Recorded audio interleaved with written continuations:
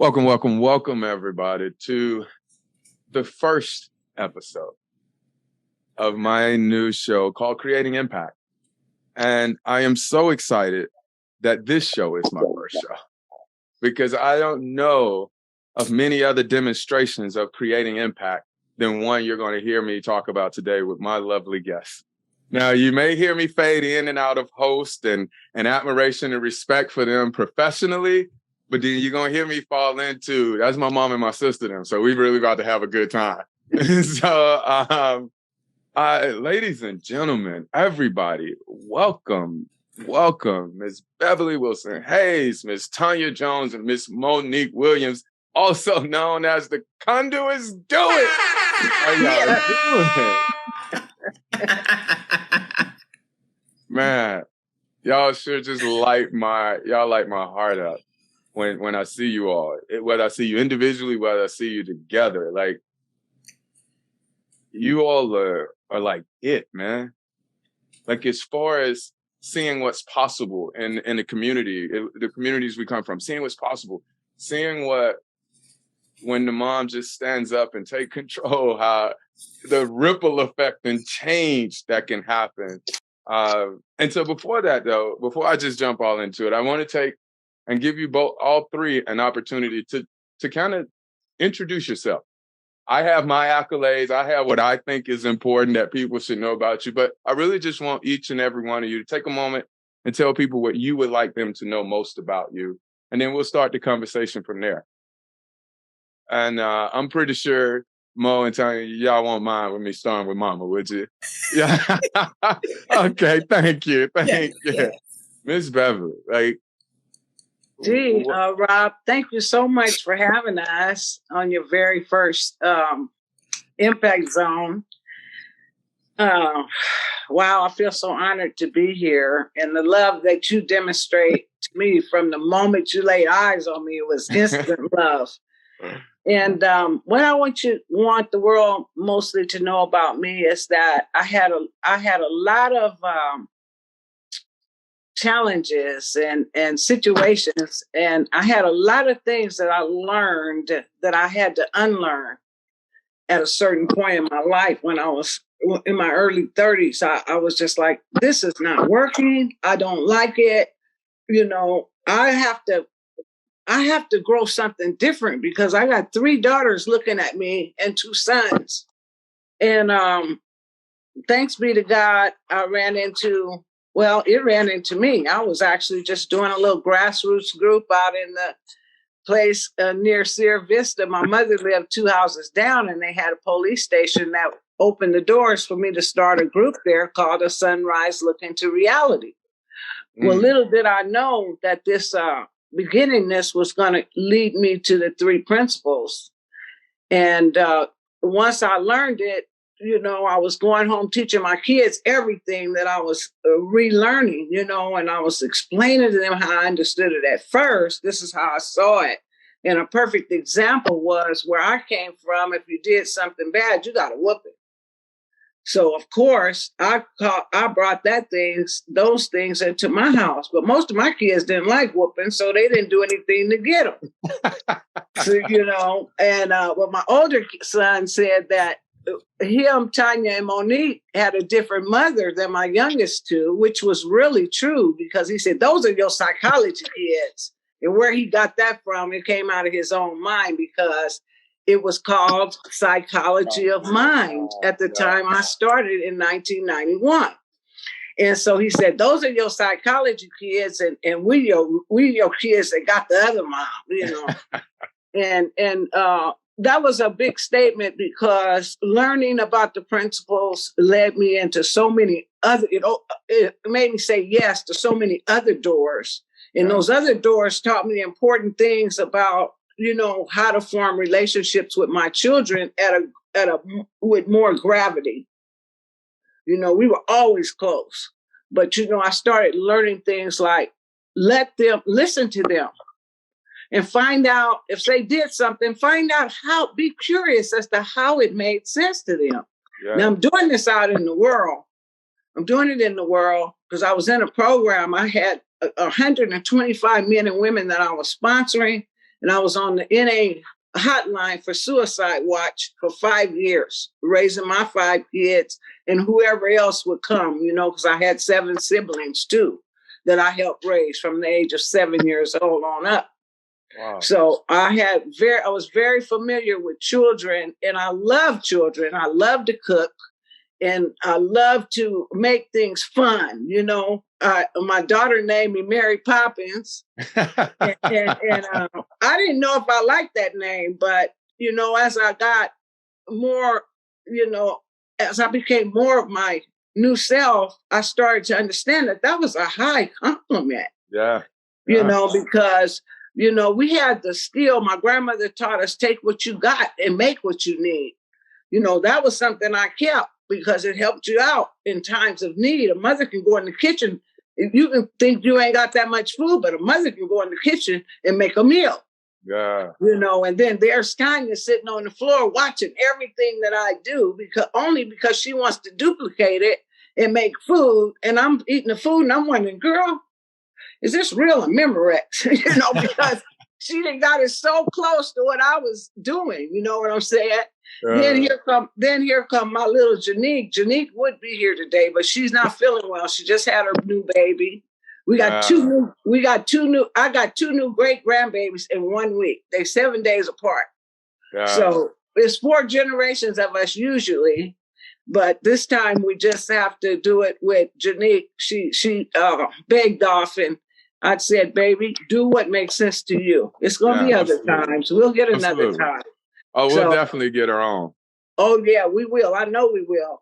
And so, I watched her. She was looking up, watching her mom and watching me, and I just tried to do all I could throughout the years to speak to my children. Sometimes people talk to strangers kinder than they talk to their children.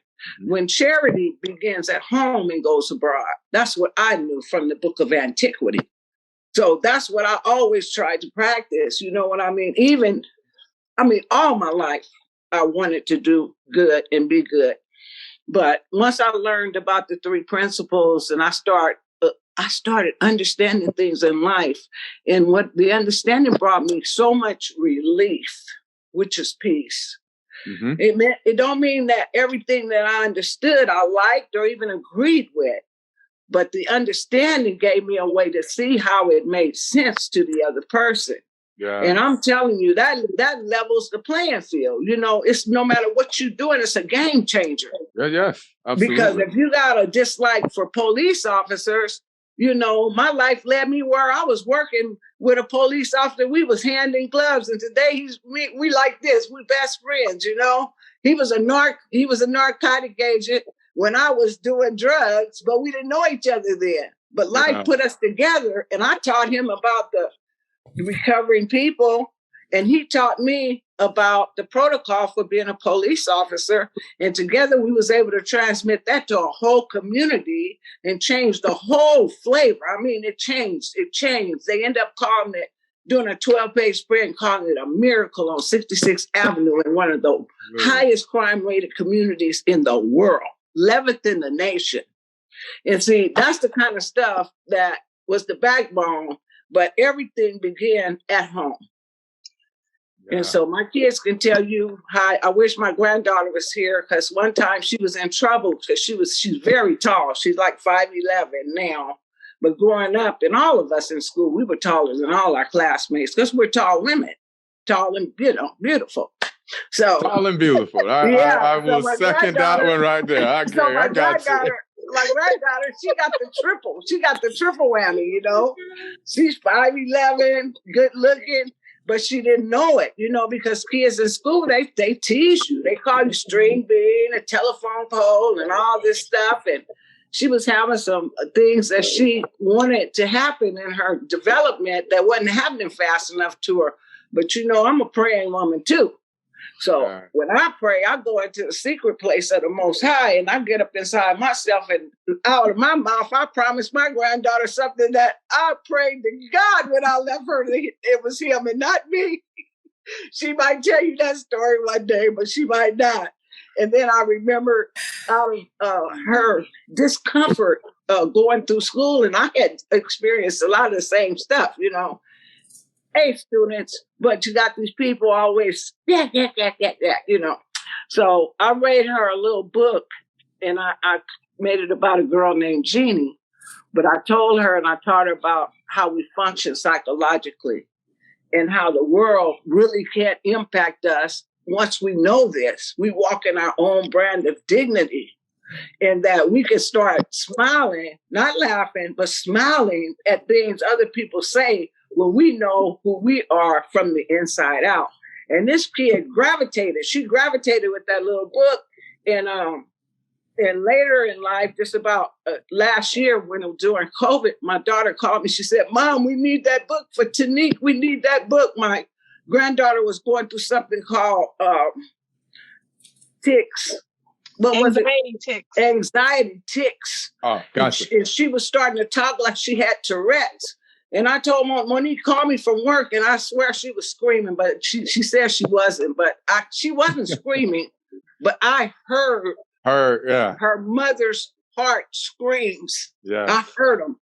And I said, baby, don't worry about it. I'll get my computer and I'll go over there and we'll sit out. If I'm at home, we'll do it on the computer, but I'm going over there twice a week and work with my child. And I meant that with everything in me, Rob. And we got into writing, making a book, and it was so fun. We had this whole story, but in the whole time, the process of the book was teaching her about how to overcome anxiety and get back to her own peace inside her own soul. It was teaching her how, when things change in life, how it can just disrupt our whole system. But if we understand that, we can go back to that blue dot. I called it a blue dot of well-being, our innate mental health. And these kids, they ate it up, her and Tyler. They had their own private sessions with their grandmother for weeks, for months. And guess what? The anxiety tics, where'd they go?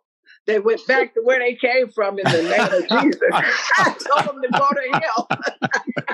So they gone. We don't know where they came from, but they ain't here no more.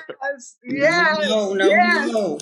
And so that's kind of how it works. And even with the babies, like when Monique was pregnant with Janique in her stomach, I encouraged Monique. I said, do your homework out loud. Because the baby is taking everything in that we're doing. So we would deliberately speak to all of us, Tonya, all of us. We would be rubbing Monique's belly, talking to Janique like we already knew her. So when she came out, she was advanced. So I took her went to her doctor's appointment with her. She was 2 years old. And I had taught her about the doctor's office. I gave her like a little preview of what to expect. And she said, well, what is that they wear around that he's wearing? I said, that's a stethoscope. And so we get in the doctor's office. I'm not thinking anything. He's getting ready to examine her, listening to her heart. And she touched it. She said, that's a stethoscope. And the doctor was like, how old is this kid? It's scary, because she had this big vocabulary because her mother read and Tiny, they all read their homework out loud while she was in the womb. You don't wait until people get here. Sometimes it's too late. We have to start. And so that's been a practice on all the pregnancies. Now my granddaughter's doing it and pumping out athletes and geniuses. They're just brilliant little kids. Oh my God. And I get to watch. God let me stay here to see it all. So I'm going to pass it on now. No, what I love about it, Mama, is this is it. Like, you just laid out what I'm talking about, creating impact. Like, what can happen when a kid just know they're loved? What can happen when they're taught? I'm not here to tell you that the world it's going to be oysters and stuff. No. But I'm still telling you, you're responsible for you, though. That's right. Like, I'm not trying to not have you be accountable for your actions. No. I'm just saying, no, there's something special that's inside of you. That blue dot, like you talked about, that you can, this whole thing changes. Yeah. Like, that's, I mean, again, I was 40-some when I got it.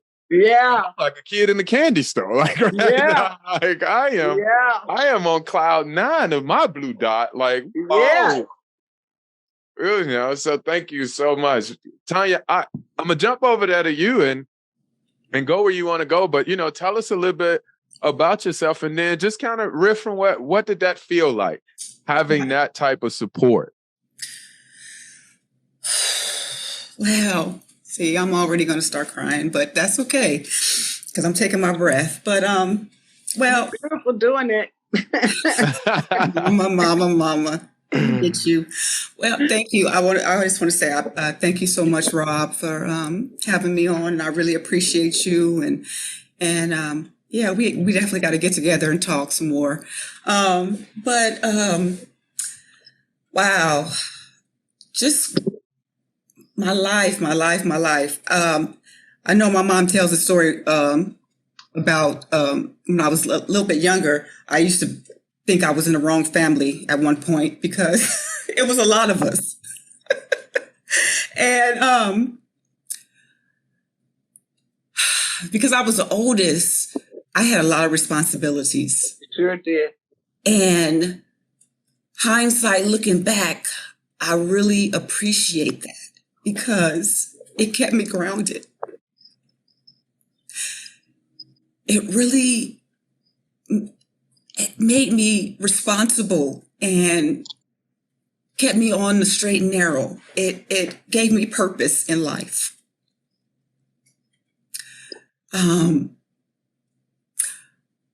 Even through hard times, because we didn't always have it easy, but there was always love around me. I had two grandmothers that loved me. I knew that they loved me. I had a mother, even in her addictions and different things that went on with my mom, I knew she loved me and she did the best that she could. Even when people said things, because people said things in my childhood to me, about me, horrible things. Yeah. But in the back of my mind, even with all my thinking, my crazy thinking and different things that I thought about myself, you know, because we were bullied in school too. We were bullied. Yes. You know, because we were the tall kids. We were called, used to call us Monique. They used to say call us olive oil, told us Amazon, hula hoop, the Cheerio. But even with all of that, I knew I was loved. You know, my grandmother, my granny, and my mom's mom, you know, we used to come over there with all the cousins. It was a lot of us. It was 20 something of us kids. You know, my grandmother would make some of the best fried chicken, fried green tomatoes. That was how she expressed her love. I would be there watching, helping her make the food, you know, because I would get first dibs. But I was the favorite. No, I'm saying everybody was a favorite, but just knowing that growing up, it does something for you. You know, and I went on, you know, growing up and I graduated high school. And then I had a lot of uncertainty growing up, and I didn't know what I wanted to do in life. You know, I was trying to leave my circumstances because where I was in Stockton, California, it was not the place I wanted. I wanted to do something different, and I ended up That was when old good uncle stepped up and was like, I got something for you, huh? That old good uncle of ours. Yeah, he showed up to my door too, Tonya. That old good uncle we got. Oh, my goodness. If I would have knew what I knew now, I would have made some other choices. Yeah, I signed up for the old army. I got shell shocked right there.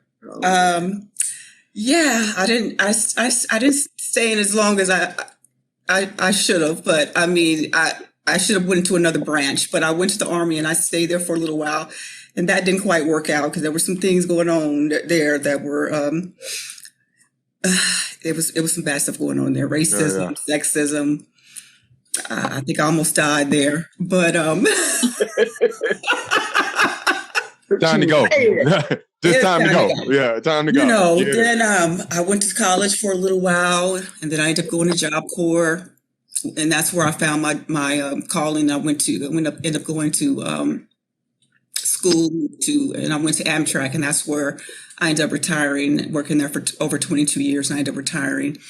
But through all of that process, I came in contact with the three principles, or first psychology of mine with my mom, but it was first with dealing with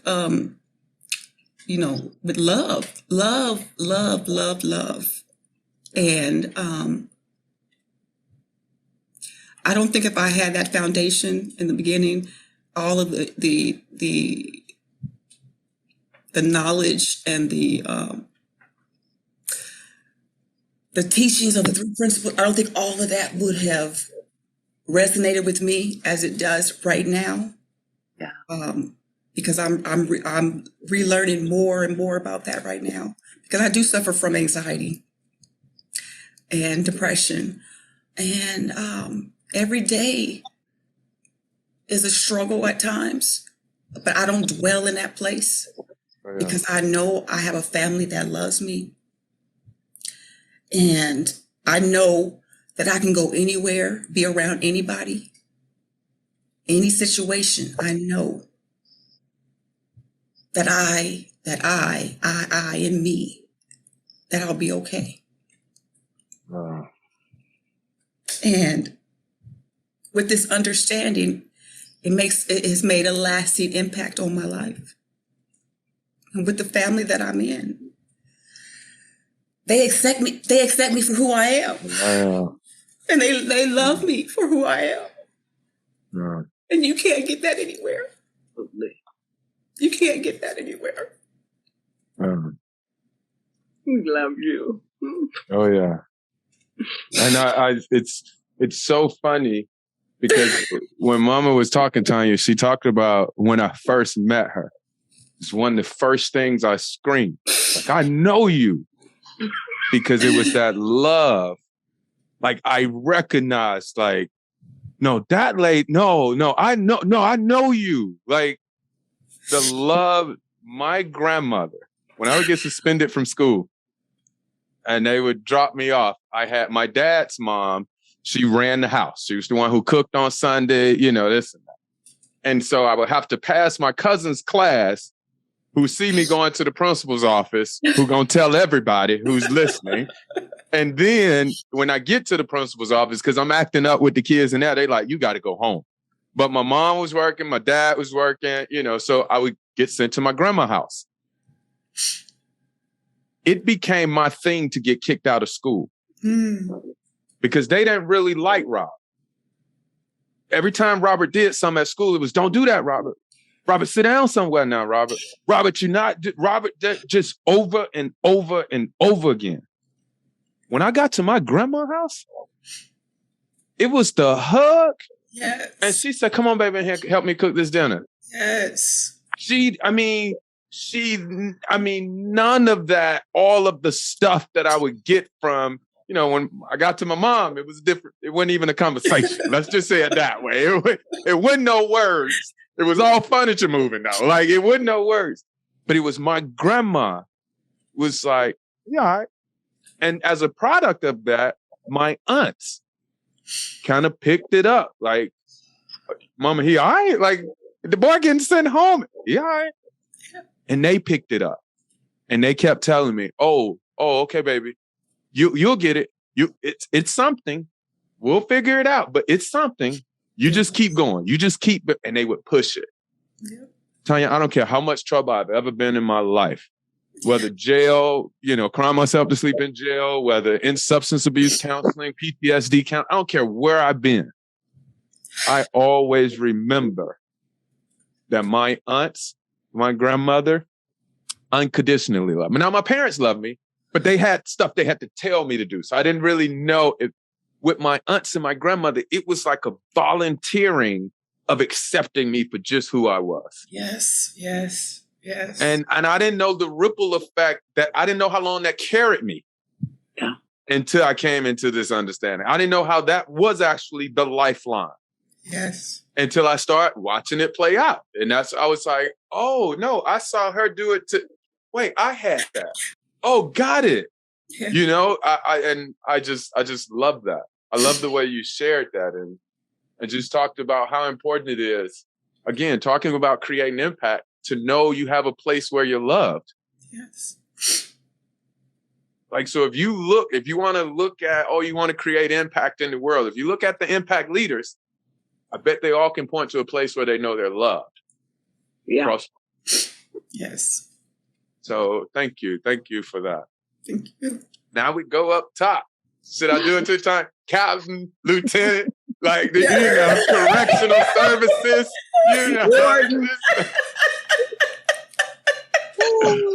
Monique. Yeah. How are you doing, beautiful? Today is a great day. I feel so blessed to be in the presence of my brother. Thank you for having us on. Very proud of everything you're doing in this world, what you're creating, the impact you're having, the impact you've had on us individually and as a whole. Conduits do it are always ready to do it. So we appreciate you bringing us on. And, I really like what we're talking about here. It brings a beautiful, beautiful, soothing feeling. I spent the weekend with my 4 children and my 4 grandchildren because I have 2 brand new grandchildren. And I'm telling you that there's something to say about levels of love flowing through the family. And I know where my foundation and my love came from, but what I got to share with them this weekend, because the anxieties of being a parent, because you're so wanting your child to have. I told my kids, I've been praying since I was 9 years old for a grandmother's love for when I have children. So when I had children, I always had fun with them because I had really prayed. I really prayed for a grandmother's love because it seemed like kind of what you just described, that, the parents, they're going to work and to do the things that need to be done for the children, take care of the children. But the grandmother's love is the love that's impactful because she's not having to worry about, that initial taking care. And I'm sorry to say, I don't know where mama got her. I don't even never heard her say it out loud, but she got like a great granny's love. That she I called her Mary Poppins because she would take us out. What mother waits for it to rain cats and dogs and skips you out your front door to play in the rain? Like a movie, like we're singing in the rain. Like, who does that, And then, she always had like a great grandmother's love. Like she didn't let the parenting, the stench, the heaviness of parenting and what you want to see come out of your children. She didn't let that stop her from just being free and allowing us to be free. So when I spent the weekend with my grandchildren, they all came over to the house, and mama was talking about that cooking because I made a big breakfast and a big dinner just so that they can just enjoy and have fun. And I was in hog heaven doing it, right? But anyhow, so I was explaining to them that some of the things that they were telling me that they were going through with, the children, I was like, just ask for a grandmother's love. It's a lighter love, but it's a more infused love, Yeah. Oh, yeah. So I understand what you were saying about your grandmother and the difference between your parents. So for me growing up, I can always say this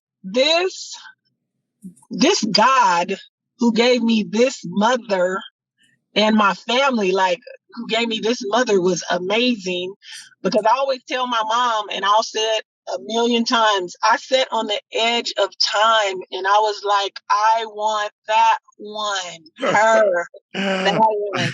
And I'm going to tell you right now, if anybody really know my mama, she ain't no easy mama. Like, my mom was the type of mom that if you didn't wash the dishes, like, right, like, you would wake up in the middle of the night and wash them again. You know the kind of bosses that's they bosses. Mama was a boss, and it was just in her naturally, but she always loved. So you knew you had to do things right, and you knew there was a quiet expectation for excellence, no matter what Tonya said it right. Good, bad, or indifferent, no matter where we was living, what was going on, there was an expectation. You better bring home some A's. Yep. And you sure better have that house clean by the time she get off work or wherever she was coming from. That house better be spotless. And I was the kid who I waited to the last minute to do everything. Still they're doing it. And I would hurry up and twirl the world and clean to a T. So when she walked in the house, I wasn't going to get my butt. But that's so beautiful in itself, though. Was like your personality could come through still. You can wait up to the last minute you want to. Great. But it's still going to be done by the time she hit that door. That's right. By the time that key hit the front door, and I don't care how loud the house is, everybody here when that key hit the front door, everything Mama changes. Exactly. Everything changes. Yeah. Oh my God, yes. Well, what I love about the conversation and the way it's taken is, again, the whole reason I wanted this show is to show people really how easy it is to impact the world, or to really just go out and be the change in the world that we keep pointing at other people to be and do. We keep holding so many other people accountable for raising our children. We keep saying it's everybody else's responsibility. And it was like, I've been wanting to showcase the simplicity of creating impact so long now. And it's like, this is what it is. A grandmother's heart around your children. Like, yeah, I didn't think about it that way, but I run at my grandson totally different than I run at my daughters. Totally different. I'm watching him. I'm talking to my daughter, and she's saying something very serious. And all of a sudden, out the back of the corner, I see my grandson jump off the couch, turn the flip in the air, hit the ground, slide out of camera view. Now, I probably should have said, don't do that again. But I was so impressed by it. I said, hey, boy, what you do? Do that again. And now he goes back. And my daughter's like, no, don't do that again. And I was like, no, you got to see this. Like, he ran, jumped on the table, jumped from the table to the top of the couch and flipped up. Girl, we got to see that again. That's what he got. Now, exactly. Yeah. After he go into the room or whatever, we were having the conversation, and I had to bust out laughing. Because I said, oh my God, girl, if you would have done that to me as a parent, like you said, whoopings, I'd have lit you up. I'd have turned this house over. Because as the parent, that type of behavior meant something different to me. Yeah. But as the grandparent, well, not even as a grandparent, as now with this understanding of how my mind works, I just see the boy just 4. Yeah, he's just 4 years old, and that's what little 4-year-old boys do. Yeah. Like that, he ain't no different than any. I bet if we could take the camera off him and put it over 10 moms' shoulders, there's little 4-year-old boys turning cartwheels off. Like, and it was like, oh, that's it. That's beautiful too. So the understanding gives us space to see. Like you saw, he's just 4. He's just 4. Yeah, clarity. Yes. So, Mama, back to you, Miss Bev. Now, I know probably as things are going, you may not have known this, but when did you see that your legacy was from all that you've done, from the miracle and the Coliseum's Gardens and the teaching and the transformation? Like, when did it hit for you that the legacy was now going to be setting up the conduits, do it for y'all to go out and make this impact, like doing this with your daughters and your granddaughter? When did that hit for you?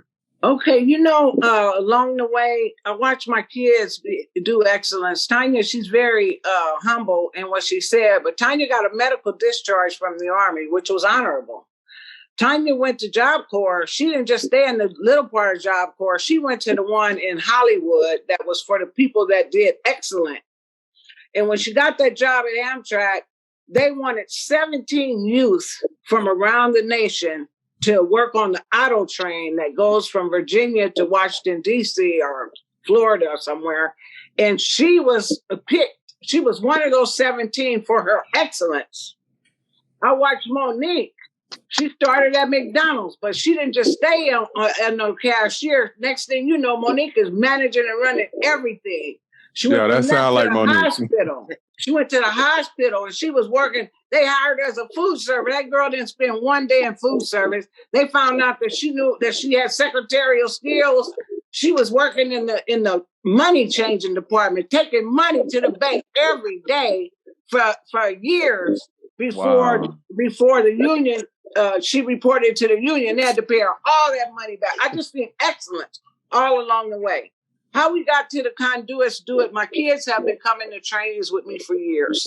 My granddaughter she would be my secretary, the receptionist, and collect the money and help me set up the trainings for years. How conduits do it came about was Monique took a class.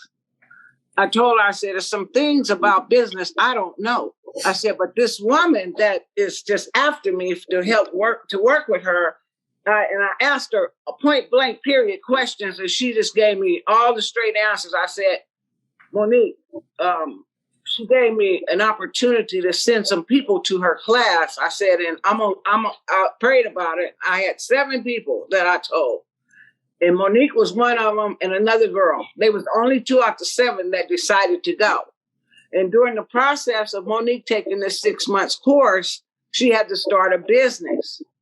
So we was talking about the business, and we was just casually talking. We was just sitting down. I said, well, what we really are conduits. We're just vessels for which the spirit can flow through. Yeah. And then we talked a little more. And she was saying something about something that she had to do that was hard that she did, just outstanding, somersaults. Because we thought she was going to be a gymnast. She was so flexible when she was little. And so I said, well, conduits do it. And she said, Mom, that's our name. That's it. Our company. So really, I'm not in the company for a long time or a lot because I'm really living my life. I have my private practice that I do. I've been doing for 33 years. But I want these kids to get a jump start into their private practices. They've been working with people for years, helping people for years. Just because we learned to volunteer all my life.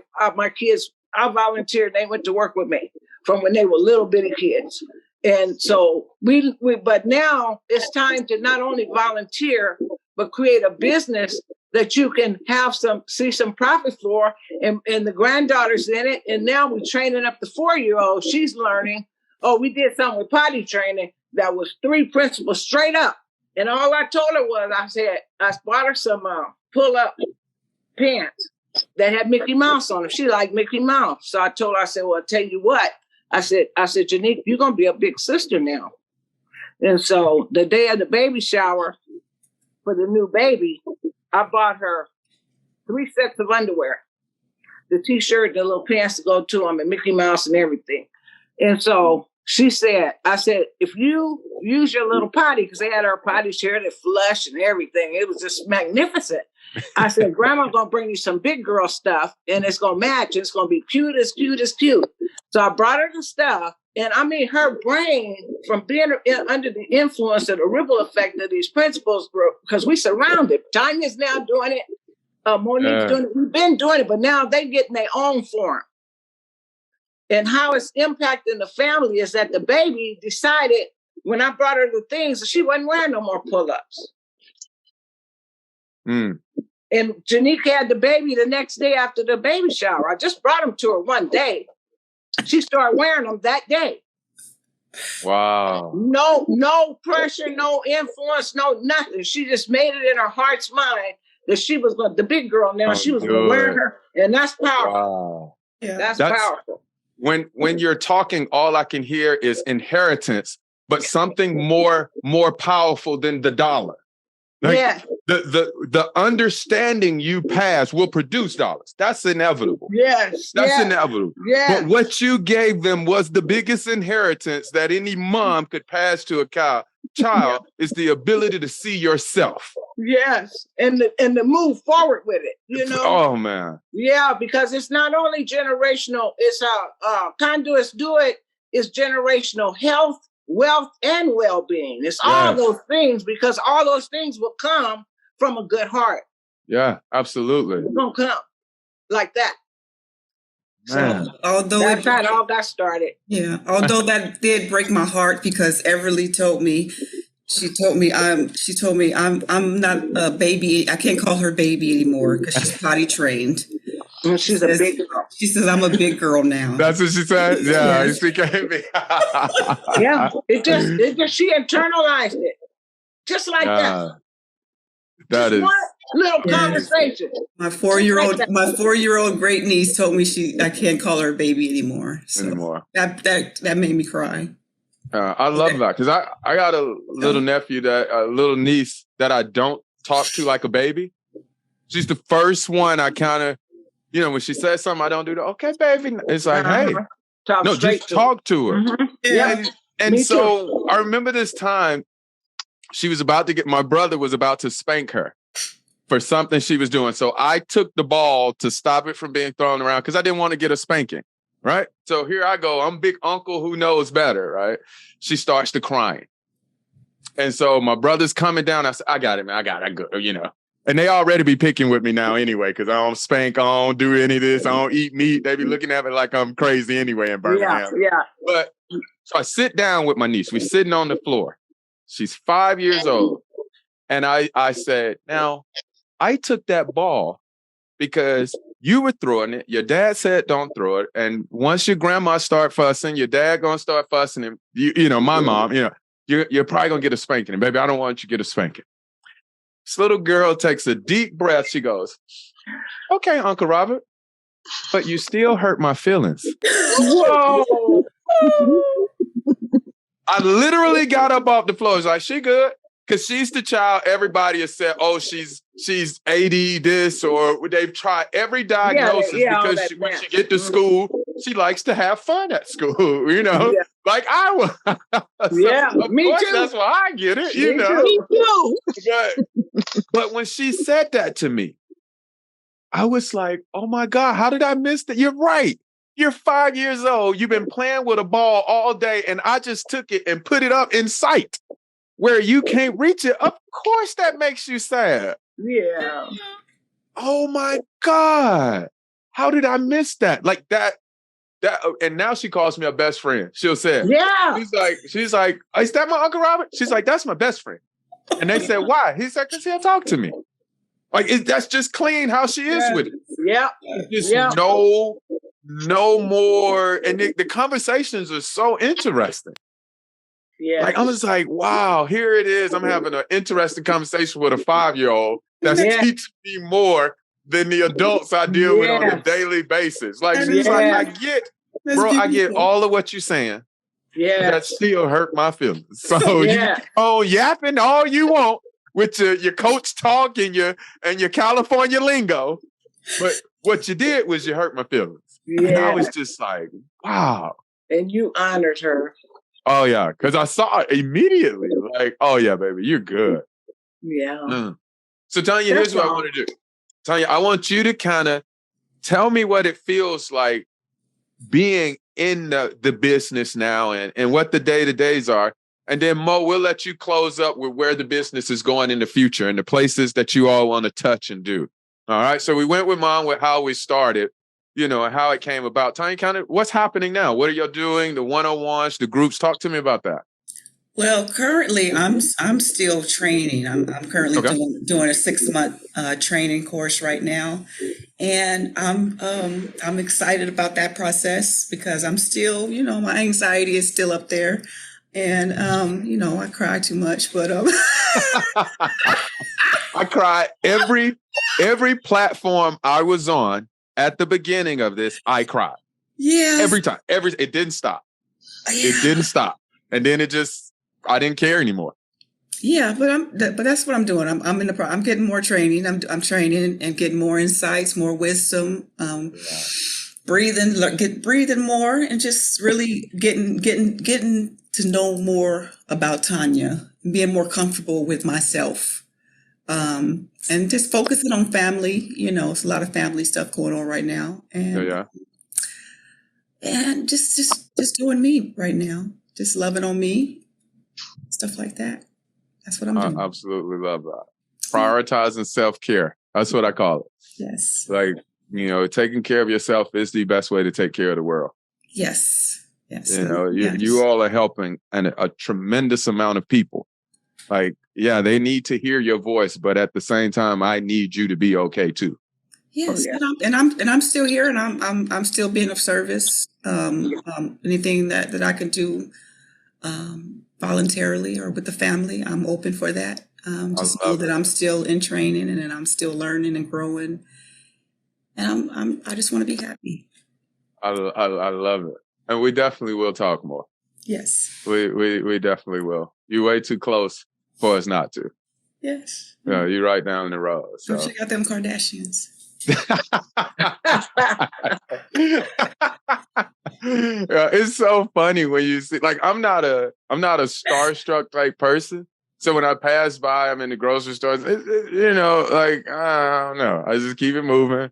Yeah. Like, you got your impact, you doing what you're doing, and, I keep it moving. That's true. I know. So, Monique, I say Monique. I keep saying Mo, like, Monique, I want you to kind of just take us home with, where do you see the conduits going? Like, what is vision-wise? Who are the people we're trying to help? Things like that, so people can get a sense of it.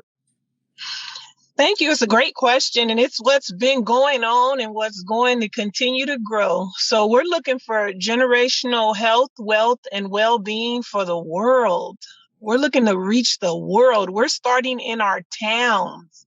We're starting in our families, in our homes.